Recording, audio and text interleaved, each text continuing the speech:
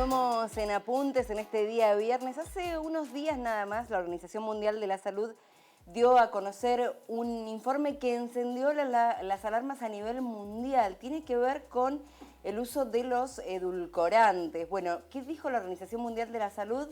Que su uso frecuente puede provocar casos de diabetes y además uno lo utiliza casi siempre para cuidar la silueta, para no utilizar azúcar. Bueno, lo cierto es que tampoco sirve para eso. A partir de esta información se generaron muchos minutos en los noticieros y en los distintos programas. Nosotros nos hicimos eco también y queremos hablar específicamente de lo que significa la diabetes, esta enfermedad tan frecuente, lamentablemente, y que ataca a personas de todas las edades, incluso cada vez más jóvenes, y hablar de lo que se está haciendo aquí en nuestra provincia a través de una investigación en el CONICET.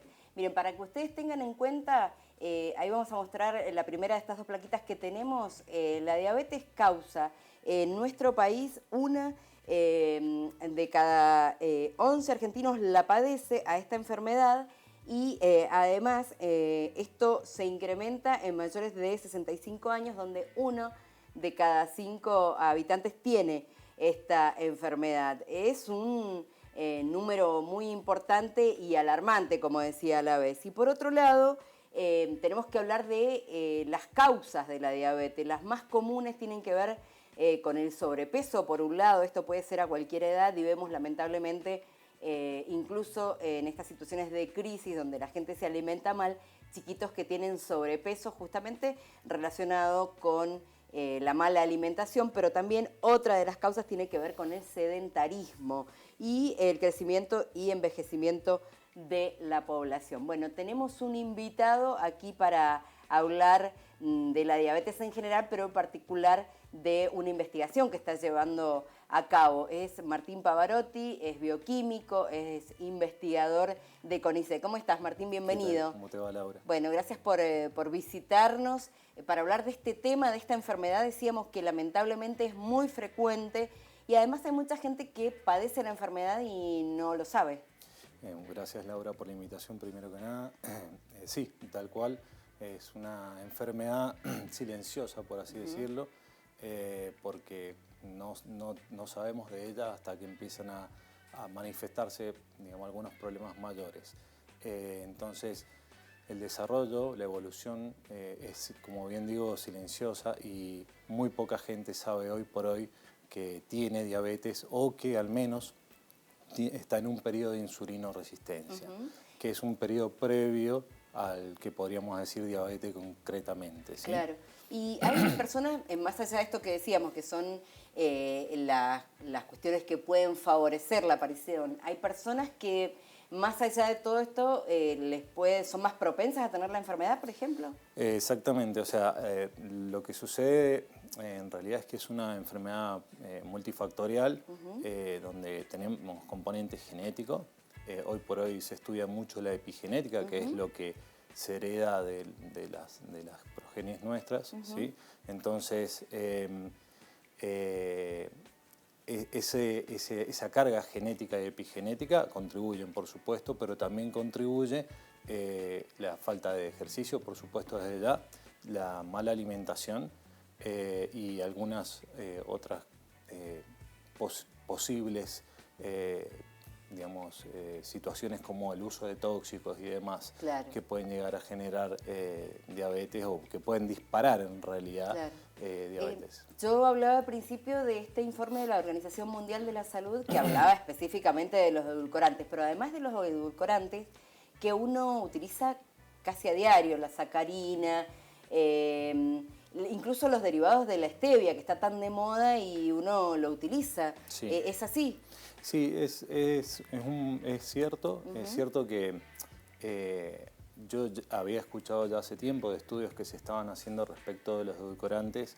Es cierto que no ayudan a bajar digamos, los niveles de glucemia, o se ha visto que inclusive el uso de edulcorante sostenido puede generar, no digo diabetes, pero no sería como si no estuviésemos consumiendo azúcar. Básicamente es una situación... No mejora la situación. El estándar. ¿Por qué? Porque los edulcorantes, como el azúcar, por ser dulces, hay una fase, digamos, de la digestión que se dispara a nivel de la boca, que se denomina fase cefálica de la digestión, y eso produce un aumento de la liberación de insulina, más allá de que no estemos generando un ingreso de glucosa concretamente. ¿Qué es a nivel cerebral eso? Es una fase, claro, a nivel cerebral, pero a nivel de todo lo que es en boca, la comida en boca y demás, que ya empieza a generarse parte de la digestión, y esa etapa de la digestión que le llamamos fase cefálica en la fisiología, en la medicina, es la que de alguna manera pareciera, no voy a afirmar concretamente, pero pareciera estar involucrada en que no redunda en, digamos, consumir un edulcorante en una mejoría. Una mejora. Bueno, pero te hemos invitado para hablar porque sos investigador de CONICET y llevas adelante una investigación que ha causado interés a nivel internacional porque es la primera vez que se hace y tiene que ver, no sé si, yo no quiero cometer errores, pero tiene que ver con las proteínas en los músculos, ¿es así? Quiero que me lo expliques vos como para que lo entienda yo y quien está del otro lado que por ahí no lo entiende, ¿cuál es la novedad de tu investigación? Bueno, básicamente, digamos, se viene trabajando y estudiando a nivel mundial desde hace muchísimos años, en lo que es estudiando lo que es el ingreso de glucosa al músculo, el cual es llevado a cabo por lo que denominamos en biología celular un transportador, ¿sí? Una proteína que está en la membrana de la célula que permite ingreso de glucosa. Y en torno a ese evento suceden un montón de eventos disparados propiamente por la insulina y por el ejercicio físico. Ambos generan ingreso de glucosa al tejido muscular y al tejido adiposo la insulina, ¿sí? Y se han investigado montones de proteínas que están involucradas en este proceso de ingreso de glucosa, y yo concretamente lo que hice cuando comencé con los estudios que llevamos a cabo en el Instituto de Histología y Embriología de Mendoza, y donde también parte lo llevé a cabo en Canadá,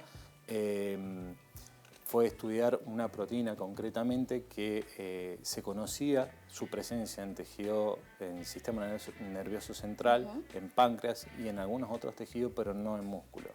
Lo que encontramos es que esta proteína, que se denomina complexina 2, está presente en músculo, y este fue el primer reporte a nivel internacional donde demuestran la presencia de esta proteína y cómo esta proteína estaría involucrada de alguna manera en este gran evento que denominamos nosotros, que es el ingreso de glucosa a las células, ¿sí? ¿Cómo eso puede servir de aquí adelante, sobre todo teniendo en cuenta esta enfermedad que decimos que lamentablemente cada día tiene más personas afectadas? Sí. Bueno, básicamente en lo que yo me desarrollo es en ciencias básicas, ¿sí? Muchos investigadores de CONICET trabajamos en ciencias básicas, y las ciencias básicas en líneas generales producen conocimiento, y el conocimiento lleva a que a futuro, cuando estudiamos alguna patología, podemos vincularla con eventos que ya se conocían previamente ante la normalidad.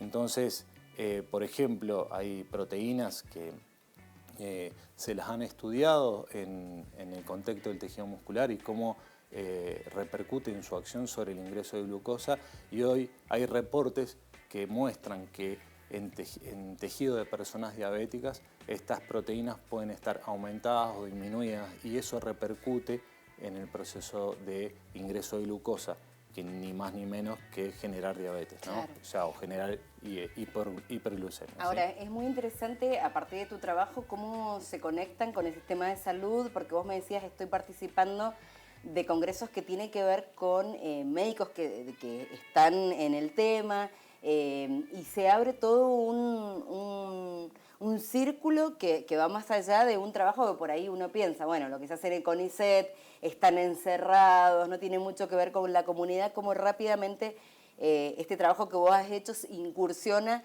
en la actividad médica. Exactamente. Bueno, tuve la posibilidad de ser invitado por un médico diabetólogo muy importante acá de Mendoza, Martín Rodríguez, a quien me invitó por conocer mi trabajo. Es una persona muy estudiosa él, muy académica, y cuando vio mi trabajo le gustó mucho y me invitó a un congreso, el congreso que se realizó en el 2022, en octubre, de la Sociedad Argentina de Diabetes, donde expuse mi trabajo, o no mi trabajo, sino un trabajo más bien general y parte de lo mío. Y posteriormente, como fue bien recibido eso, me invitaron a las jornadas de diabetes de Cuyo, donde di una charla también plenaria ahí de cierre, de mayor longitud, digamos más amplia, con un público médico, mayoría de ellos diabetólogos, y la verdad es que creo que es difícil, pero hacemos un esfuerzo en que las ciencias básicas ingresen de alguna manera a la medicina, y creo que hoy por hoy, por lo menos lo que yo vi de parte de los médicos que me escucharon y demás, mucha aceptación, mucha apertura, entonces eso es muy positivo y creo que bueno, que se puede construir juntos, como dije en las jornadas. Muchísimas gracias por estos minutos, Martín. La verdad que es muy interesante y muy auspicioso también saber que nuestros investigadores están en estos temas que realmente afectan a toda la sociedad. Muchísimas gracias a vos, Laura. Gusto. Un gusto. Bueno, estábamos con Martín Pavarotti, investigador de CONICET. Estamos llegando ya al final del programa. Vamos a hacer la selección de el ganador o la ganadora. Ahí yo sé que la producción lo tiene, de las entradas, así que nos vamos a comunicar con vos. Gracias a quienes llamaron por las entradas. Vamos a seguir sorteando en el programa, así que muchas gracias a todos por comunicarse con nosotros. Puede ser por las entradas, también pueden comunicarse para dejar alguna opinión, alguna crítica. Todo es bienvenido. Nos vamos a despedir y nos reencontramos el próximo lunes a las 18 en un nuevo Apuntes. Chao.